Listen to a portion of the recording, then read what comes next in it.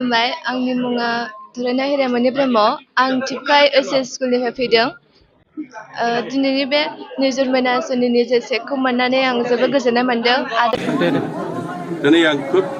गावखौनो गाव खुब गोजोननाय मोनदों जे दिनै सारा आसाम नाङैनो निजुत मयना बिथांखि जे फरायसुलि गथ'फोरनो हायार सेकेन्डारि डिग्री आरो इउनिभार्सिटियाव फरायनाय फरायसुलिफोरनो जे बे बिथांखि निजुत मयना बिथांखिनि जरियते जे दिनैहाय आसामाव माननीय मुख्यमन्त्रिया दिसपुराव बिथाङा जेनाखि उद्बोधन खालामदों बे उद्बोधन खालामनायखौ दिनै भिडिअ' जगे जों बेहाय उपभोग खालामबाय आरो आं बेहाय दिनै आंखौ पर्बतजरा समस्तिनि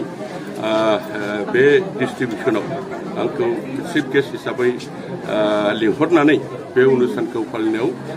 बास्तबाव आं गावखौनो गर्बित अनुभब खालामदों। मिजिं थिदों जे दिनैहाय जोंनि बर'फ्रा बयबो नुसारनाय स्रा स्रा नुनाय बोसोराव 10,000 हायार सेकेन्डारि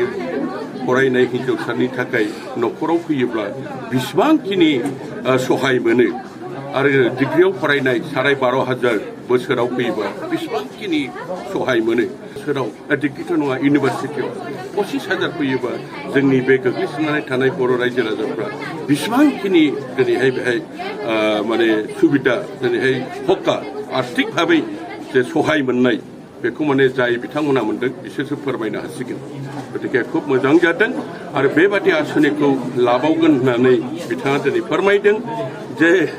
फरायसुलिफोरनो हरबाय दा हौवासाफ्रा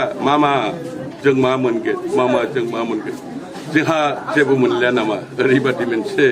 मामानिसिम रिकुवेस्ट खालामदों। दिनैहाय बिथाङा बुंदों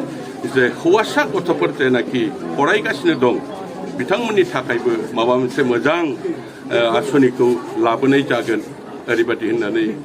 बिथाङा दिनै बिबुंथि लाखिदों। खुब गोजोननाय मोनदों, आसा खालामदों निश्चय मोजाङानो जागोन।